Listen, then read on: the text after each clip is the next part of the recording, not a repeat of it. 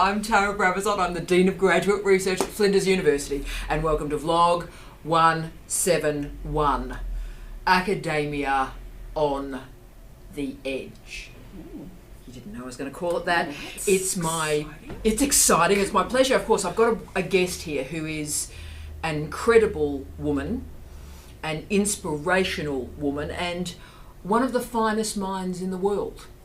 But why she's here, besides being one of the finest minds in the world, is she's walked an incredibly distinctive and unusual path through higher education.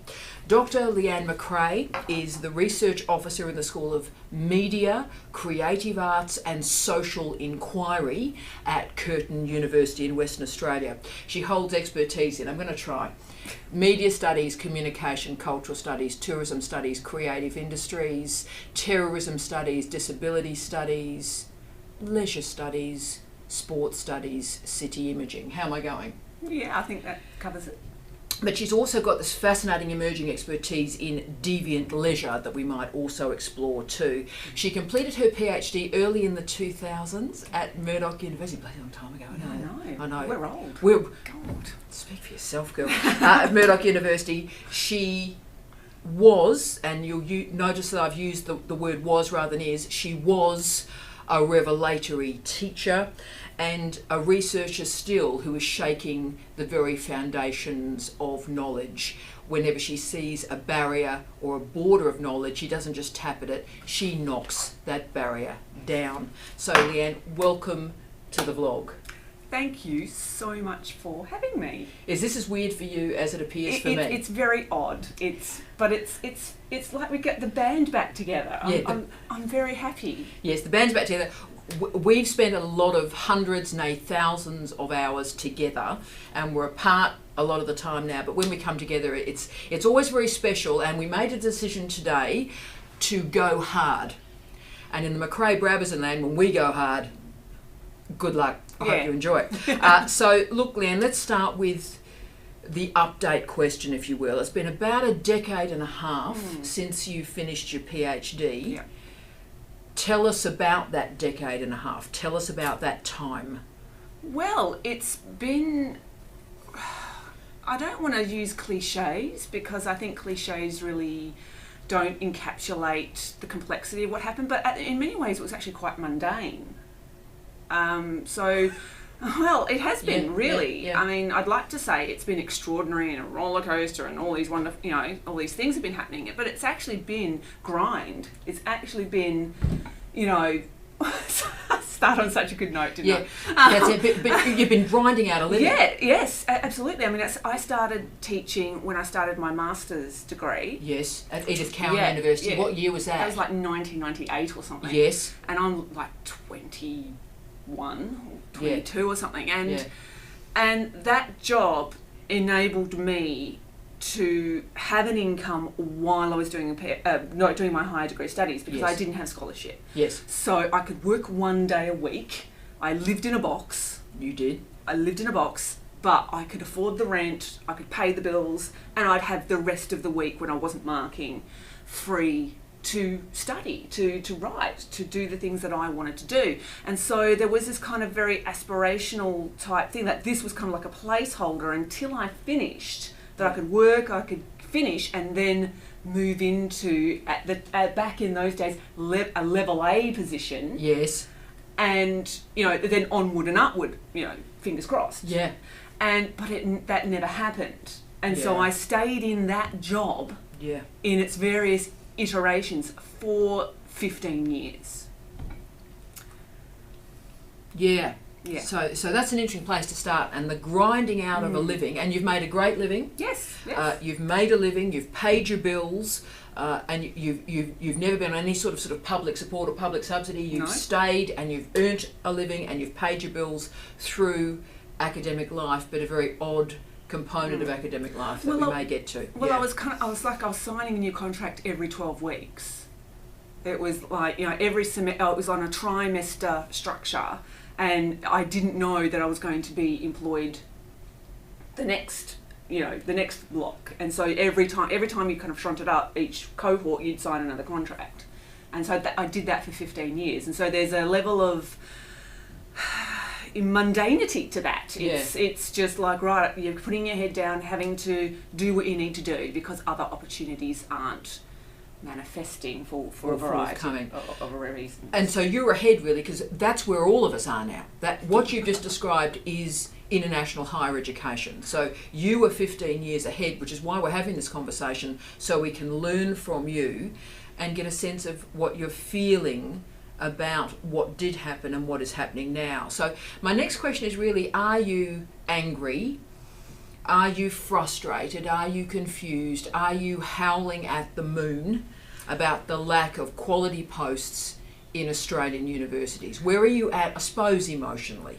Oh, that is such an amazing question. And if you'd asked me that 5 years ago, I would have been depressed, actually. I would have actually been very disheartened. Yeah. And there's still a little bit, I still do feel a little bit of that, but I've gotten very zen in my old age. No, it's an anger, there's a sense of fatalism, which perhaps is worse. Yeah, it is actually. I think that's worse, that I've gotten into, well, this is the reality that we're presented in. I feel very powerless to intervene in it. Yeah. And whereas for a long time, and this was where I came to, because I talked to you a little bit about this. I didn't ever feel like a very good teacher. I didn't particularly enjoy teaching, but I believed in teaching. Yes. I believed in education. And what I see now is that faith has eroded. Yeah. Because while I see extraordinary people doing, the job, extraordinary teachers, extraordinary scholars, infrastructurally, at a much wider level, there is such a mercenariness that exists within the system. Selfishness, that self-absorption. Those good people are constantly, treading water, keeping their heads above, and they don't have the opportunity to do the really good things, the really caring and supportive and transformative things that I think need to happen. I think that's really powerful. And also at the same time as you were living that in the precariat academic workforce, of course you were seeing Steve and I move around the world supposedly in permanent posts, for all our colleagues watching this, supposedly in permanent posts, arriving basically into the Hotel California time and time and time again, going, what have we done? What are we doing here? So supposedly even in permanent posts, they're not permanent because you arrive and it's a mental health facility. And we went through a series of jobs like that, and of course you were seeing that as well. So what are we aspiring to anymore? That's the great question. Yes, I don't have an answer to that. And it's very telling that once upon a time, if a student ever expressed to me a desire to go into the higher education sector, I would be incredibly encouraging of that. Now, no. Yeah, I'm not encouraging of that so much. I mean, not that I have that particular power to but influence. You do. But also I think what I'm trying to do with our students is, about a third to 40% of our students end up working in universities.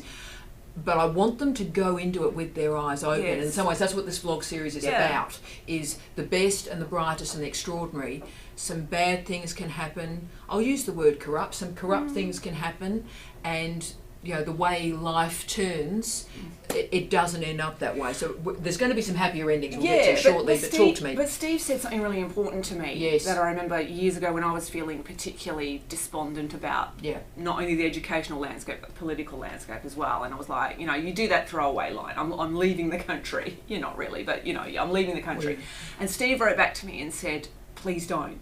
We need, we need good people here. We need good people to be, making the difference that they can make within the system. That's right. And look, he was very prescient, and you must remember this too. When we first met him, we met Steve pretty well at the same time, interestingly enough. But do you remember he said to us, because the Australian higher education system about 2000, 2001, 2002 was still sort of okay. Good people were doing good work, teaching and research was supported, the humanities and the social sciences were doing okay, our institutions were relatively balanced. And so that was reasonable at that point. But Steve did warn us both. He said, you're 10 years behind the system that I'm now living in. You've got 10 years. And actually, I think he was wrong. We had 5. Yeah.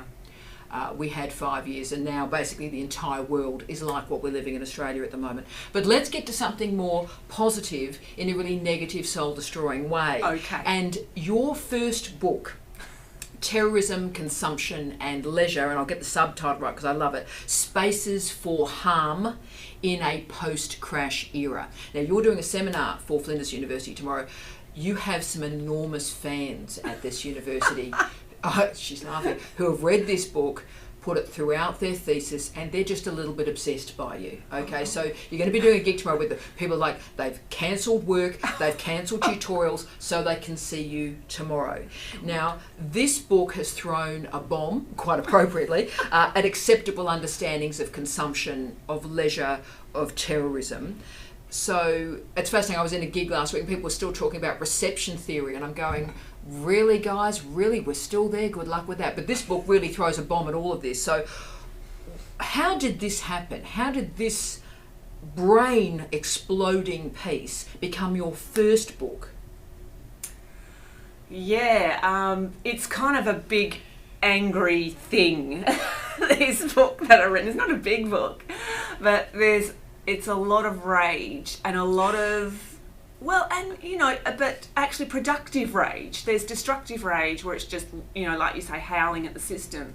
But to me, this was a very productive experience. This was very much making connections across my professional experience in the Adjunct Academy, with my scholarly work, with what I was seeing as the way forward, as a way of also, firstly, answering some questions about a very, you know, inadequacies in actually understanding terrorism, basically. You know, this idea of, you know, people strapping bombs to themselves or getting into cars, and just the, you know, killing other people firstly, but also the destruction to the self, the destruction to themselves that they're doing, and that irrationality we can't seem to reconcile. Yes. Like, we sit here going, why are they so angry? And see, I always argue in our culture, if you're not angry, something's wrong with you. Yes. And that's what your book says. Yes. And I always felt that there was a very, you know, we are, but because they're poor and they're dispossessed. Like, well, lots of people are poor. They don't strap stuff onto themselves. So it was me really trying to, like basically the gap, like, let's make sense of this. How can I come to a better understanding of that? So it really was a knitting together of who I'd been, where I'd come from, what I'd been doing theoretically, scholarly, because I also, the footnote to this was that I was working in this college, the same job I'd have, and these poor students, they were international students. They were supposed to be coming and doing, like, bridging into the university. Right, got it. I was trying to make them do things. Because, like reading and writing and thinking and creating. Like actually writing these units that were theoretically challenging, you know, cutting edge new theory, sticking it in there, and they were completely like, what? Flummoxed. Like, what are we doing? Poor things. When they probably just wanted reception theory, right? Yeah, but by the same time, I mean, this is what a university is, so you were giving them a taste of what a university is at its best. Yeah, so what I was doing, I was basically, these units that I was designing and updating, I was constantly updating them, were basically my theoretical training ground. Yeah. Gathering up materials, trying to make things relevant for the students. So I was really kind of, you know, creating my own little university, my own little kind of, like, what it's supposed to, you know, like, research is even though I was in this very mundane, get the students through market, you know, get them into the real university, I was, through that, I was kind of crafting this kind of, this scaffold for myself in many ways, which...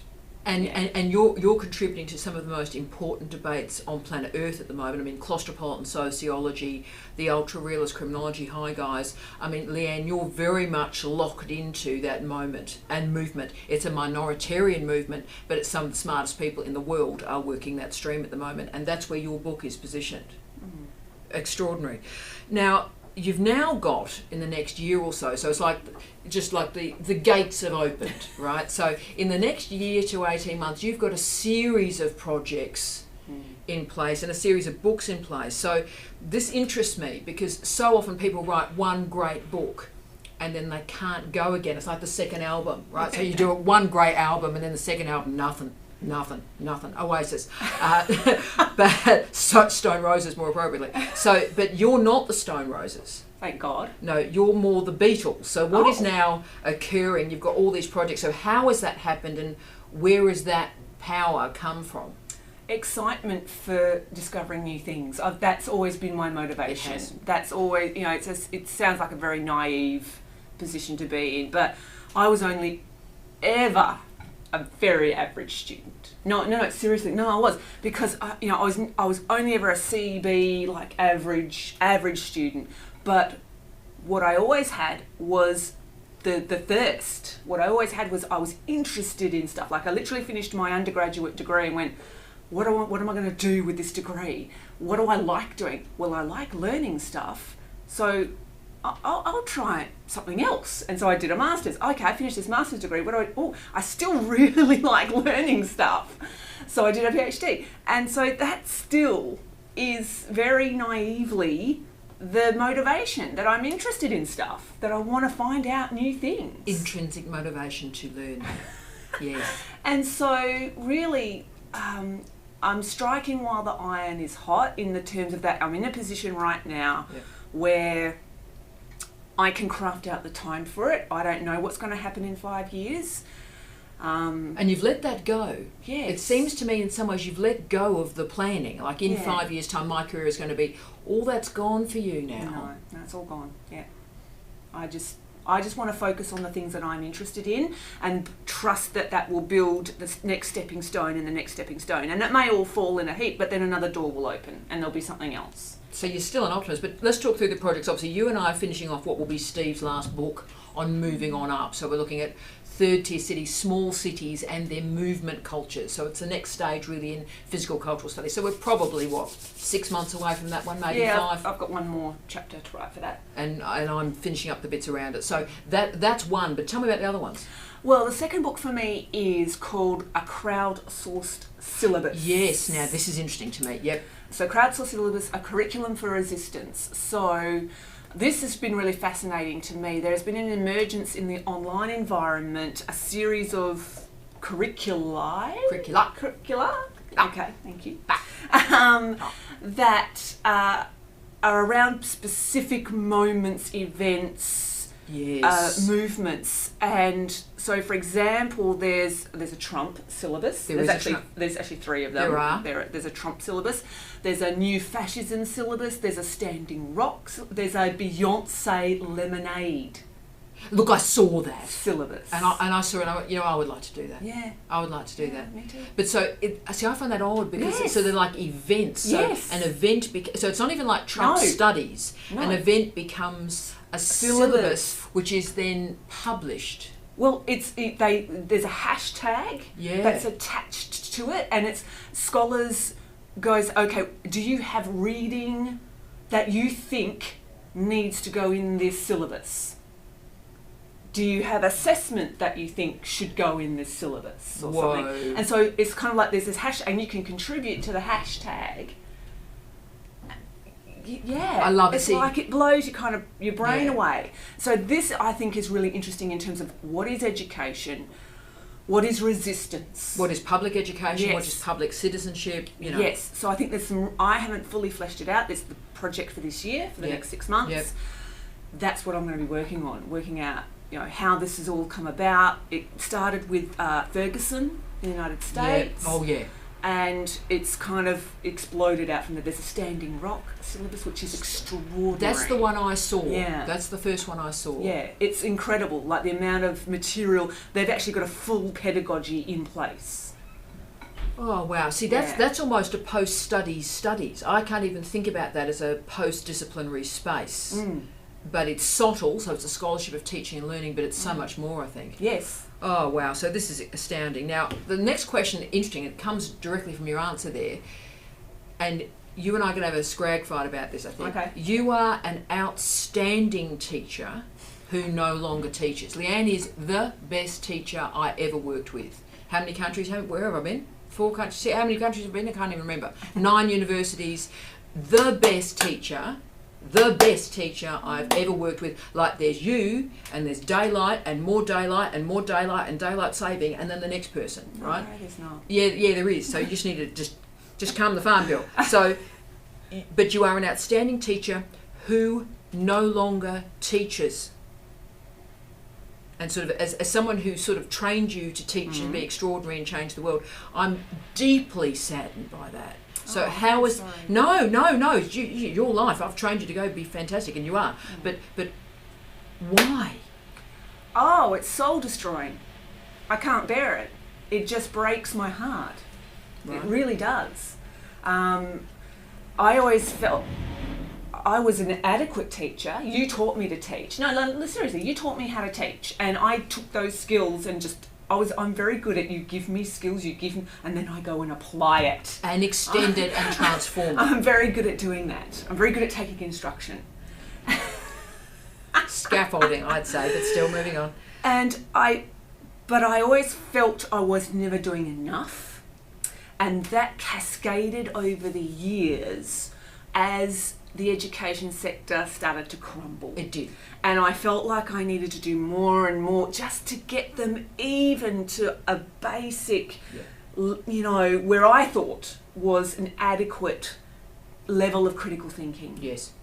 And by the time I finished teaching, the cohort had changed dramatically. And I don't like to maybe speak about this too much because I feel like I'm very much blaming the young people, and that's not right, and it's not cool. But there is something dramatic that I felt had changed, that once upon a time you could be in a classroom, and even if you were only teaching 2 or 3 students, that were actually really interested, there was a breadcrumb trail that you could put out, and they would go off and knock themselves out and have a grand old time. Be inspired, yeah. I found that happening less and less and less and less. And Yes. I don't know if it was just my own particular experience or my own perspective or my own headspace where I was at the time. Yeah. But I felt like that even if I wanted to challenge, just like shift yourself, just like sit this way and see that the idea from this way, there was an incredible resistance to it, and an incredible, this has nothing to do with me getting a job, so why are you teaching me this? That was it was a very strong culture that was coming through with the cohorts that I was teaching. Don't teach me anything outside of what I need to learn to pass this unit. And in many ways that's fine. Yeah, it's actually fine. There's a reason we have... But this is a university. Yes.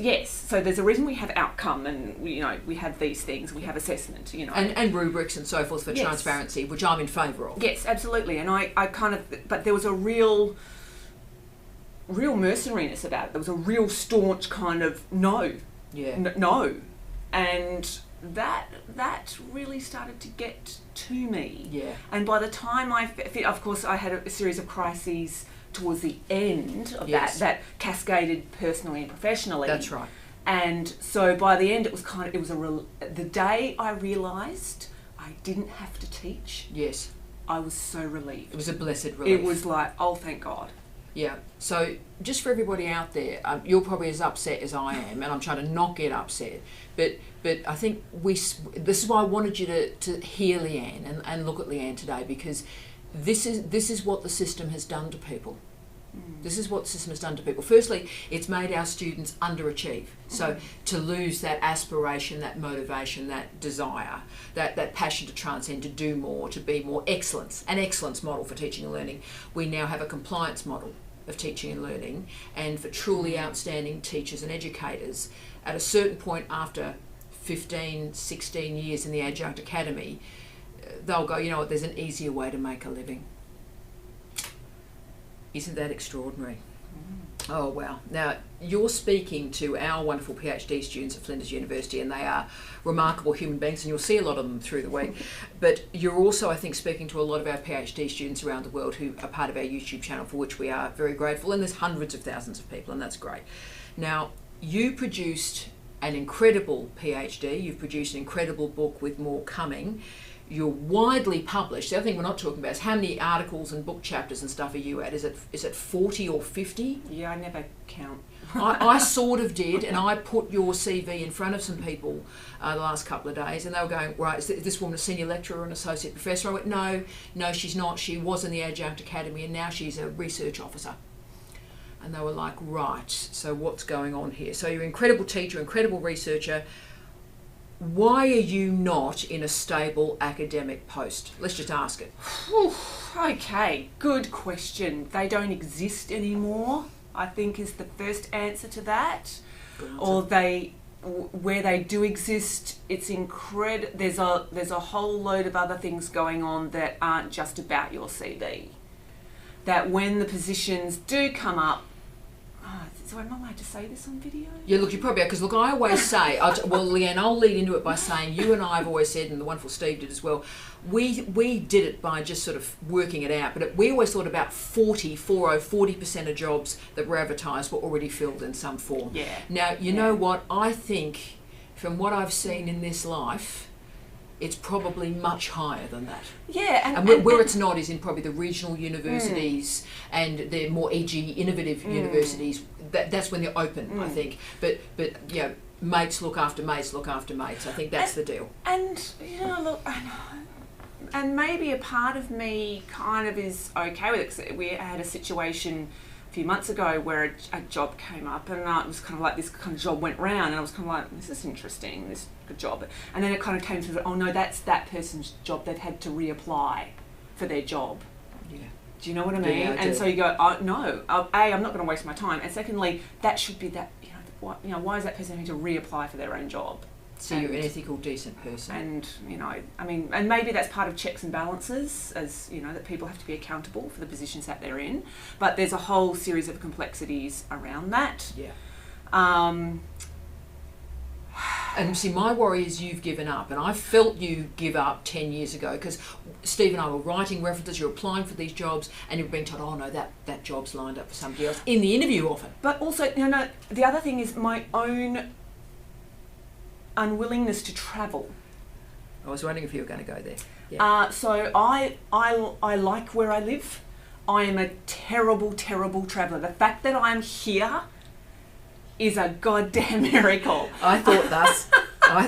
Like Perth to Adelaide, that was a bit of a stretch for me. I have the worst sense of direction ever. I get lost places I've already been. So do I. Yes, I still have to use a sat nav to get to the gym, mate. Yeah, I get very anxious in unfamiliar places, and so that maybe if I'd made the decision very early on that stop this adjunct academy, let me travel and get. Yeah. Maybe it would have been very different. Yeah. But I made the decision. I went for a job in New Zealand, I remember. Yeah. Yes, you did. I travelled and I did the thing and I did the gig, and I obviously didn't get the job, but I kind of made a decision in the hotel room after I'd done the interview and went, I don't think I want to move. Yeah. And see, this is interesting, because remember, Steve always said this, and I've always said it, and we've lived this, is I've always said, if you're prepared to work anywhere in the world, you will always be in work. And that may be nonsense, that might be a maxim that I've come up with, but I've never had a day out of work, but I'm prepared to pick up my entire life and move anywhere in the world tomorrow. And again, but I was at Murdoch for 10 years, and then for some reason I just decided, well look, let's go, because I think it was the way Murdoch was at the time. Well, we saw the writing on the wall, didn't we? We saw did. There was a radical restructure coming, and we saw that cultural studies basically being significantly marginalised. Yes, that's right. And also, Murdoch famously, and they used to pride themselves, and they say, well, if you want a chair, I was an Aspro at Murdoch, if you want to be a professor, you're going to have to leave. So we get people to the point where we populate other universities' chairs. That's what a gentleman said to me, and that proved to be true. But of course, then Murdoch loses a lot by that particular practice as well. So yeah, look, and that was the only thing I would always have said to you, is like, if you were prepared to go anywhere, but then as someone who has gone anywhere, would you ask another human being to do that? That's a tough life too. It's a really difficult question, but there's also a series of consequences to that, particularly because I live in Western Australia, because it's so isolated, because there are so few there's only a certain amount of jobs that exist, and they're shrinking by the year. Yeah. So and everybody knows everybody else. Yeah. It's like Adelaide and Brisbane are the same. Yeah. Few number of universities. Everybody knows everybody else. It's a bit of a closed party. So I may have just limited my options by making that decision quite significantly. Yeah. I think quite dramatically. Yeah. Yeah. We're into the end of our conversation today, and this has been as sort of upsetting and provocative and as potent as I hope it would be, because I think it is important to see, the future of universities is sitting next to me in many ways. This is our future, and Leanne is just ahead of us. But the next to last question I wanted to ask you is, what matters to you, Leanne? Because at this point, after all of this conversation, what is important? What matters to you in your personal, professional life right now? Oh, the same thing that always mattered. Right. Making a difference, intervening, and the positive outcome of all this is right now I work in an amazing team. I'm a research officer, and look, I don't get paid as half as much as I did, but that's okay because I work with 3 amazing women at the very least, 2 amazing women, and there are various other people around me who I work with. I work in disability studies, which is enormously rewarding. You can't help but feel a bit warm and fuzzy about doing that kind of work, even though that sounds a bit paternalistic, sorry. Yeah. But it's also, it's like, well, that's a social justice imperative. So you wake up in the morning and know you're going to make a difference. Well, yeah, and that is incredibly rewarding, and I'm incredibly blessed that I'm able to do the work that I do. And it does give me the freedom to write the books that I want to write. So the things that matter to me still are the things that matter to me. They've just morphed into a different and more complicated way of doing things, and perhaps the way I should have been doing them all along, really, because now I'm forced to actually extend myself. Now I'm actually really, doing the theoretical work that I've always wanted to do, and sometimes I get frustrated, and I'm like, if I have to write a report or something, I'm writing a report, it's like this is what I did, all that work. The dream was that you could earn money and just write. Yeah. You could just do research. Guess what I do with my day? I write and I do research, and it's fantastic. It's a great gig. Wow. So that's what matters. Last question, an important last question. You were a brilliant PhD student. You produced a brilliant PhD. The examiner said it was the best PhD they'd ever read. Brilliant teacher. Brilliant. Now, for the students in a PhD right now, what would you say to them? Oh, enjoy it. Enjoy it. It's a great experience. You're really privileged. You're really lucky to be doing it. It doesn't feel like it a lot of the time, but it is the most exciting thing to happen, but it's the first exciting thing. And there are more exciting things to happen. PhD is a great experience, and you'll change through it. You'll be a different person at the end of it than you were at the start of it. Ladies and gentlemen, this has been a privilege, hasn't it? An absolute privilege. Leanne, you were the best PhD student I ever supervised, the best teacher I ever worked with, and clearly you are the best academic scholar in the world. You remind us really what we should be doing if we had the courage to do so. So I wish you, on behalf of both of us, love, light and peace. Leanne and Tara, out. Oh, thank you. How was that? Yeah. How'd that feel? You're brilliant. Oh. Did you forget about the camera at a certain point? I completely forgot about the camera. I was going, I'm really interested in this. Did you forget? Or you didn't forget? No, I never forget. Because I'm always worried about the faces I'm pulling. And you'll see I'll be pulling all these weird faces. No. The hair looks amazing. The hair looks... No.